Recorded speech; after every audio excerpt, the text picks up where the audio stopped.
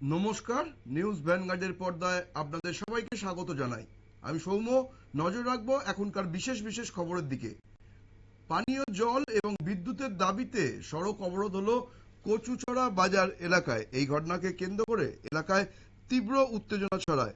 স্থানীয় সূত্রে জানা গেছে যে টানা 10 দিন ধরে বিদ্যুৎবিহীন অবস্থা রয়েছে কচুচড়া বাজার সংলগ্ন ভীমসবর পাড়া। জলের সংকটে রাস্তায় নেবে তাই মহিলারা এবং স্থানীয় জনগণ তারা বিক্ষোভ দেখালেন, পথ অবরোধ করলেন। এর ফলে দুর্ভোগ চরমে ওঠে। স্থানীয় বাসিন্দাদের অভিযোগ যে দিচ্ছি দেব করলেও বিদ্যুৎ দপ্তর কোনোভাবেই তারা বিদ্যুৎ পরিষেবা ঠিকঠাক দিতে পারছে না। এর জন্য পানীয় জলেরও সমস্যা দেখা দিয়েছে।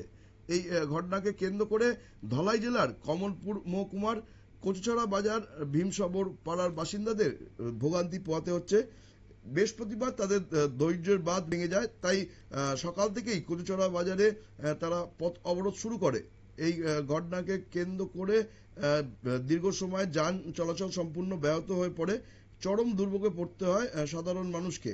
অবরোধকারীদের অভিযোগ, ভীমসবর পাড়া এলাকায় টানা 10 দিন ধরে বিদ্যুৎ পরিষেবা সম্পূর্ণভাবে বন্ধ রয়েছে। বিদ্যুৎ না থাকার কারণে পানীয় জলেরও তীব্র সংকট দেখা দিয়েছে।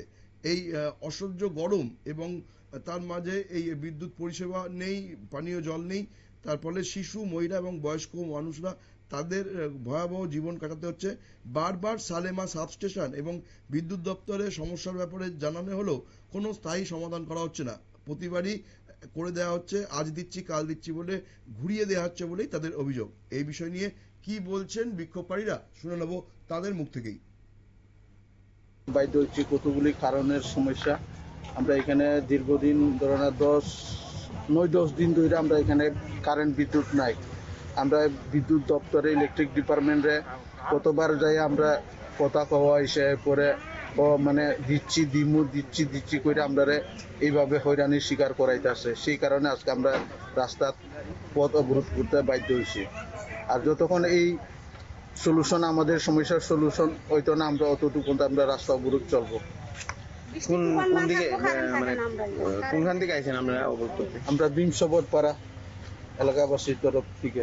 আচ্ছা, কোন রাস্তা বন্ধ করছেন? এটা সালেমা আমবাসা কচুচড়া রাস্তা, এই 3 মুখ্য। এখন মানে কি চাইতেছেন আপনারা? আমাদের যে বিদ্যুতের সমস্যা, বিদ্যুতের কারণে আমরা জল পাইতেছি না, এই সমস্যার সলিউশন যাতে ইলেকট্রিক ডিপার্টমেন্ট সঠিকভাবে আমরা বিদ্যুৎ পরিষেবা দেই, এরপরে আমরা যাতে পানীয় জল সঠিকভাবে পাই, এইসব পাইলে তারপরে আমাদের সমস্যার সমাধান হবে। এর আগে তো সমস্যার সমাধান হইতেছে না। আপনারা দপ্তরে জানাইছেন কিছু? জানানি হয়েছে। কি কইছে তারা? এই অবরোধ বিক্ষোভের খবর শুনে ঘটনাস্থলে গিয়ে পৌঁছয় কচুছড়া থানার পুলিশ। তারা অবরোধকারীদের সাথে কথা বলে সমস্যা সমাধানের চেষ্টা করেন এবং পরিস্থিতি নিয়ন্ত্রণের চেষ্টা করেন, কিন্তু বিক্ষোভকারীরা স্পষ্ট জানিয়ে দেন যতদিন পর্যন্ত না বিদ্যুৎ এবং পানীয় জলের স্থায়ী সমাধান হচ্ছে তারা আন্দোলন চালিয়ে যাবে। এই ঘটনাকে কেন্দ্র করে তীব্র উত্তেজনা ছড়িয়েছে গোটা এলাকা জুড়ে। নজর রাখবো পরবর্তী সংবাদের দিকে, তার আগে নিয়ে নেব ছোট্ট বিজ্ঞাপন বিরতি।